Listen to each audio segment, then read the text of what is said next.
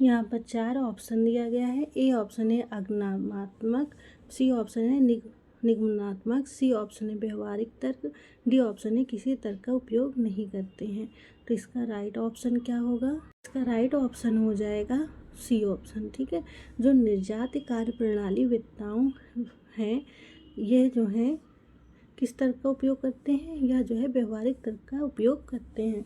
तो question number 34 का C option हमारा यहाँ पर करेक्ट हो जाएगा। फिर हम आते हैं 35 नंबर क्वेश्चन पे। 35 नंबर क्वेश्चन हमारा क्या है? संवादात्मक विश्लेषण निम्नलिखित पद्धतियों में से किसका भाग है? ए ऑप्शन है प्रघटना शास्त्र, बी ऑप्शन है वर्षहीन, सी ऑप्शन है निर्जात कार्य पद्धति, डी ऑप्शन है संरचनावाद। तो इसका करेक्ट ऑप्शन क्या होगा? का सही ऑप्शन हो जाएगा निर्जात कार्य पद्धति। जो संवादात्मक विश्लेषण है या जो है निर्जात कार्य पद्धति का भाग है माना जाता है। तो क्वेश्चन नंबर 35 का सी ऑप्शन हमारा यहाँ पर करेक्ट हो जाएगा। हम बढ़ते हैं नेक्स्ट क्वेश्चन पर। हमारा नेक्स्ट क्वेश्चन क्या है? 36 नंबर क्वेश्चन।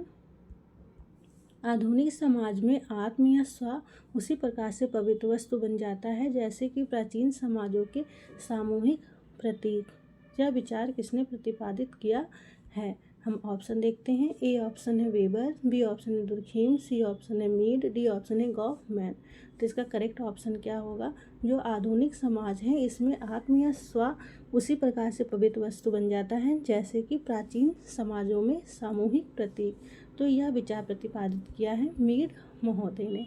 तो क्वेश्चन नंबर 36 का सी ऑप्शन हमारा यहाँ पर करेक्ट हो जाएगा। फिर हम आते हैं क्वेश्चन नंबर 37 पर। क्वेश्चन नंबर 37 क्या है? The social contraction of reality नामक कृति किसने लिखी है? 4 ऑप्शन दिया गया है।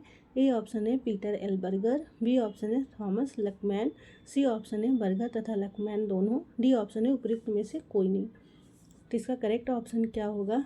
The social construction of reality नामक पुस्तक लिखी गई है बर्गर तथा लकमैन महोदय द्वारा।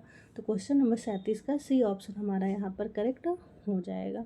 फिर हम आते हैं क्वेश्चन नंबर 38 पर। क्वेश्चन नंबर 38 क्या है? 9 प्रकारवाद समाज के विवरणात्मक मॉडल के साथ कार्यशील रहता है जो कि समाज को उन घटकों जो एक पैटर्न बनाते हैं के संगठित रूप में देखता है। यह किसका विचार है?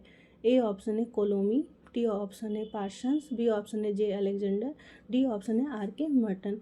तो आपके जो 9 प्रकारवाद हैं इसके समर्थक कौन है, इसके प्रवर्तक कौन माने जाते हैं? तो इसी से आपका क्वेश्चन सॉल्व हो जाएगा। तो 9 प्रकारवाद समाज के जो विवरणात्मक मॉडल के साथ कार्यशील रहता है जो कि समाज के उन घटकों जो एक पैटर्न बनाते हैं उसको जो है संगठित रूप में देखता है। यह किसका विचार है? तो यह है जेसी अलेक्जेंडर महोदय का। ठीक है, ये 9 प्रकारवाद के समर्थक माने जाते हैं। तो क्वेश्चन नंबर 38 का बी ऑप्शन हमारा यहाँ पर करेक्ट हो जाएगा। फिर हम आते हैं क्वेश्चन नंबर 39 पर। क्वेश्चन नंबर 39 क्या है? समाज में थ्योरेटिकल लॉजिक नामक पुस्तक किसने लिखी है? हम ऑप्शन 4 देखते हैं। ए ऑप्शन है N J Smelser, B option है जेसी अलेक्जेंडर, सी ऑप्शन है पॉल कोलोमी, डी ऑप्शन है बर्नहार्ड जिसेन। तो इसका करेक्ट ऑप्शन क्या होगा? तो समाजशास्त्र में जो थ्योरेटिकल लॉजिक है यह बुक लिखा गया है जेसी अलेक्जेंडर महोदय द्वारा। ठीक है, जो जेसी अलेक्जेंडर महोदय हैं यह किसके समर्थक माने जाते हैं? कौन से परिप्रेक्ष्य के? सैद्धांतिक। तो ये जो है 9 प्रकारवाद के समर्थक माने जाते हैं। तो क्वेश्चन नंबर 39 का बी ऑप्शन हमारा यहाँ पर करेक्ट हो जाएगा। फिर हम आते हैं क्वेश्चन नंबर 40 पर। क्वेश्चन नंबर 40 क्या है? 9 प्रकारवाद को किन समस्याओं की ज़रूरत थी जिससे वो विजयी हो सकें? ऑप्शन हम देखते हैं। ए ऑप्शन है प्रतिवेष्टिवाद तथा आदर्शवाद, बी ऑप्शन है परिवर्तन विरोध तथा अनुभाविक विरोधी पूर्वाग्रह, सी ऑप्शन है ए और बी दोनों, डी ऑप्शन में से उपयुक्त में से कोई नहीं। तो इसका करेक्ट ऑप्शन क्या होगा? तो जो 9 प्रकारवाद था इनको किन समस्याओं की ज़रूरत थी? व्यष्टिवाद, प्रतिवेष्टिवाद, आदर्शवाद, परिवर्तन विरोध तथा अनुभाविक विरोधी पूर्वाग्रह, जिससे ये विजयी हो सकें। तो ए बी दोनों ही यहाँ पे करेक्ट हो जाएगा। तो क्वेश्चन नंबर 40 का सी ऑप्शन हमारा यहाँ पर करेक्ट है। फिर हम आते हैं क्वेश्चन नंबर 41 पर। क्वेश्चन नंबर 41 क्या है?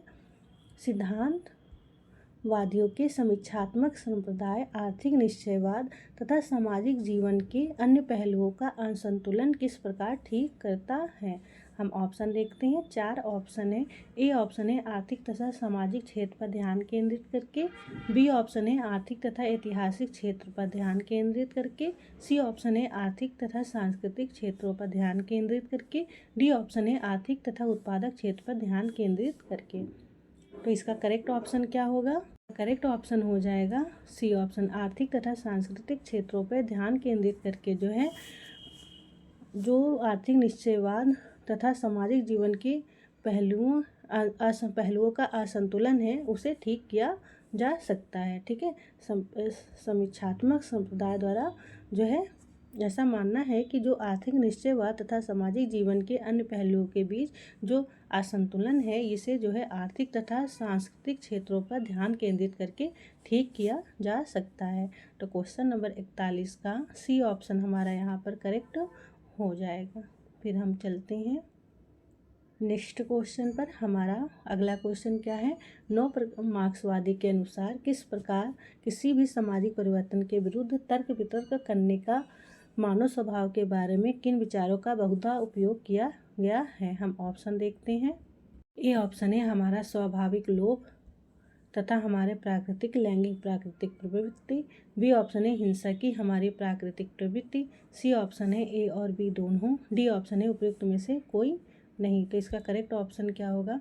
जो 9 मार्क्सवादी हैं इनके अनुसार जो है किसी भी सामाजिक परिवर्तन के विरुद्ध तर्क वितर्क करने के मानव स्वभाव के बारे में बहुधा उपयोग किया गया है। तो इसका करेक्ट ऑप्शन हो जाएगा हमारा स्वाभाविक लोभ तथा हमारे प्राकृतिक लैंगिक प्राकृतिक प्रवृत्ति, हिंसा की हमारी प्राकृतिक प्रवृत्ति, ए बी दोनों ही यहाँ पे करेक्ट हो जाएगा।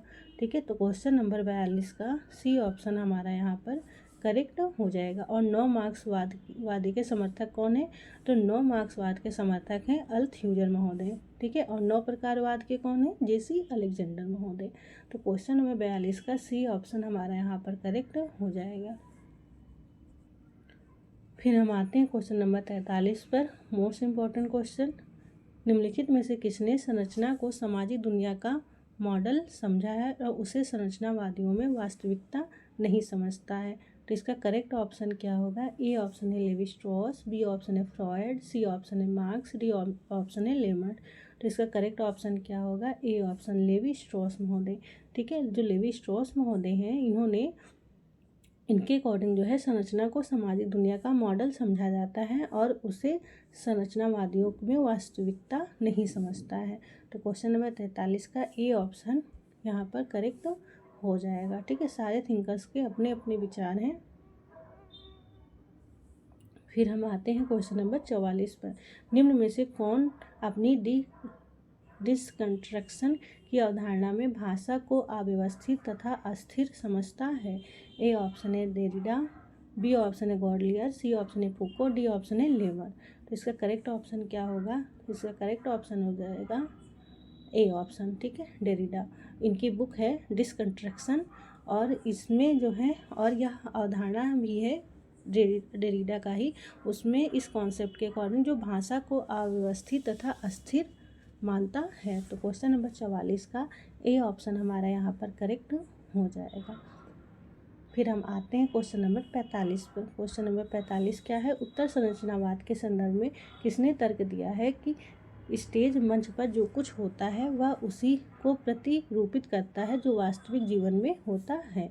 इसका करेक्ट ऑप्शन क्या होगा? ए ऑप्शन है फूको, बी ऑप्शन है गिडेंस, सी ऑप्शन है डेरिडा, डी ऑप्शन है दीन। तो इसका राइट ऑप्शन क्या होगा? C option. ठीक है, डेरिडा महोदय। जो जैक्स डेरिडा हैं इन्होंने उत्तर संरचनावाद के संदर्भ में यह तर्क दिया है कि जो स्टेज या मंच पर जो कुछ होता है वह उसी को प्रतिरूपित करता है जो वास्तविक जीवन में घटित होता है। तो क्वेश्चन नंबर 45 का सी ऑप्शन यहाँ पर करेक्ट होगा। फिर हम आते हैं क्वेश्चन नंबर 46 पर। क्वेश्चन नंबर 46 क्या है? स्ट्रक्चरेशन सिद्धांत में एजेंसी तथा संरचना का एकीकरण किसने सुस्पष्ट किया है? ए ऑप्शन है माइकल फूको, सी ऑप्शन है एंथनी गिडेंस, बी ऑप्शन है जे डेरिडा, डी ऑप्शन है जे एम बर्नस्टीन। तो इसका करेक्ट ऑप्शन होगा स्ट्रक्चरेशन और सिद्धांत में एजेंसी तथा संरचना को एकीकृत किया है एंथनी गिडिंस महोदय। तो क्वेश्चन नंबर 46 का सी ऑप्शन हमारा यहाँ पर करेक्ट हो जाएगा। मोस्ट इम्पॉर्टेंट क्वेश्चन है ये। फिर हम आते हैं क्वेश्चन नंबर 47 पर। किसने आधुनिकता की उन्नत अवस्था का वर्णन करते हुए जगरनॉट नाम का नाम दिया गया है? मोस्ट इम्पॉर्टेंट क्वेश्चन है ये, इसे आप कहीं नोट बना के रख लें। ए ऑप्शन है माइकल फूको, सी ऑप्शन है Max Weber, B option Anthony Giddens, D option है डेविड फ्रीम। तो आधुनिकता की उन्नत अवस्था का वर्णन करते हुए जगरनॉट किसने नाम दिया है? एंथनी गिडेंस महोदय ने। इन्होंने जो है आधुनिकता को एक भगोड़ा समाज भी बोला है। ठीक है, ये जगरनॉट का तो क्वेश्चन नंबर जगरनॉट और हिंदी में भगोड़ा समाज भी कहते हैं। कभी कभी जगरनॉट शब्द लिख के आ जाता है, कभी कभी भगोड़ा समाज लिख के आ जाता है। ठीक है, तो क्वेश्चन नंबर 47 का क्या राइट ऑप्शन होगा? बी ऑप्शन करेक्ट हो जाएगा। ये आधुनिक समाज को एक भगोड़ा समाज भी मानते हैं। क्वेश्चन नंबर 48 है, निम्नलिखित में से कौन सा भारत में सांस्कृतिक विविधता का सूचक नहीं है? ऑप्शन 4 है। ए ऑप्शन है प्रजाति, सी ऑप्शन है वर्ग, बी ऑप्शन है जाति, डी ऑप्शन है धर्म। तो इसका करेक्ट ऑप्शन क्या होगा? ये बहुत ही बेसिक और कॉमन सेंस पे आधारित क्वेश्चन है कि भारत में सांस्कृतिक विविधता का सूचक नहीं है। इसका करेक्ट ऑप्शन क्या होगा? इसका करेक्ट ऑप्शन हो जाएगा, क्योंकि भारत में कई प्रकार की प्रजातियां पाई जाती हैं, जातियां भी बहुत सारी हैं। 4000 से भी ज़्यादा जातियां भारत में पाई जाती हैं। ठीक है, और धर्म भी हम कई धर्म भारत में देखते हैं। तो इसका भारत में सांस्कृतिक विविधता का सूचक नहीं है वर्ग। ठीक है, तो क्वेश्चन नंबर 48 का सी ऑप्शन हमारा यहाँ पर करेक्ट हो जाएगा। बहुत ही कॉमन सेंस पे लगाकर आप इस क्वेश्चन को सॉल्व कर सकते हैं। फिर आते हैं क्वेश्चन नंबर 49 पर। किसने भारतीय संस्कृति की विविधताएं स्पष्ट की हैं और डाइवर्सिटीज नामक पुस्तक लिखी है? ए ऑप्शन है आर.के. मुखर्जी, बी ऑप्शन है डी.पी. मुखर्जी, सी ऑप्शन है जी.एस. घुर्रे, डी ऑप्शन है एस.सी. दुबे। तो इसका करेक्ट ऑप्शन हो जाएगा बी ऑप्शन। ठीक है, डी.पी. मुखर्जी। जो डी.पी. मुखर्जी हैं, ये जो हैं भारत की संस्कृति में विविधताएं स्पष्ट की हैं और इन्होंने बुक लिखा है डाइवर्सिटीज नाम की। ठीक है, तो मोस्ट इम्पॉर्टेंट बुक है, यह एग्जाम में पूछा जाता है। तो क्वेश्चन नंबर 49 का बी ऑप्शन हमारा यहाँ पर करेक्ट हो जाएगा। सभी इम्पोर्टेंट क्वेश्चन है, सारे क्वेश्चन पूछे ही जाते हैं लगभग। क्वेश्चन नंबर 50 है, जी.एस. घुर्रे की कृतियाँ कौन सी हैं? और लेकिन आपको ये नहीं पता होता कि कौन से क्वेश्चंस पूछे जाएंगे। तो सारे ही इम्पोर्टेंट जो है आप याद करते रहें सारे ही क्वेश्चंस को।